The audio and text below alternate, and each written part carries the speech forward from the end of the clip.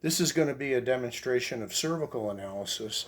You will only see the patient and what she's doing with her head after I ask her to move her head into different positions. You might see me go up to the head of the table and move it in different positions. I'll use a muscle test here, and I'll also use a leg check. So you won't see me while I'm doing the leg check, but it's just a supine leg check. And it's done this fast. Turn your head to the right, no change. To the left, no change. Head in the middle. That's checking for rotation, usually below atlas. If there was a short leg, I would say keep your head on the table and tuck your chin. And if the leg's balanced, I would know it was probably atlas. Chin tucking exacerbates a PS occiput. It corrects most atlas subluxation to some degree. Bend your head backwards.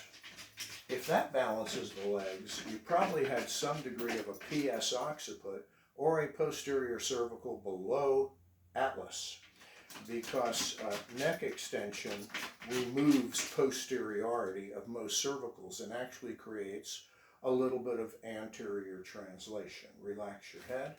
If exhalation balances the legs, we're thinking occiput. Could be another temporal bone, but most of the time it is occiput. I could use a muscle test to do this. Arm up, please. Let's see if it's atlas. Bend your head backwards. Hold. Let's see if it's axis or below. Turn your head to the right. Hold. To the left. Hold. Put your head back in the middle. Let's see if it's occiput. Take a breath in and hold it. Hold. Let's say it was occiput. Let's see if it's a PS occiput on her left. Turn your head very slightly left and tuck your chin. Hold. That would make a posterior occiput on the left worse. Let's do the other side. Hold. Okay, back in the middle. Let's check for anterior occipits. Bend the head backwards and inhale. That really makes an AS occiput worse. Hold. Good. Let's see if it's AS occiput on her left. Turn your head slightly left. Bend the head backwards. Hold. That would get weak if it was an AS on the left. Try the right. Bend the head backwards. Hold.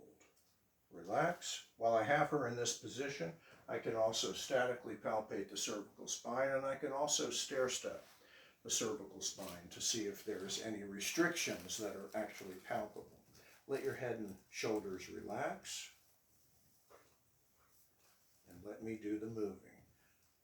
I can move the head straight left and right, left and right, left and right, left and right. I can also laterally flex her neck.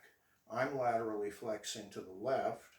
If there's a left atlas or a right occiput, she would develop a short leg and have a weak muscle. And this is for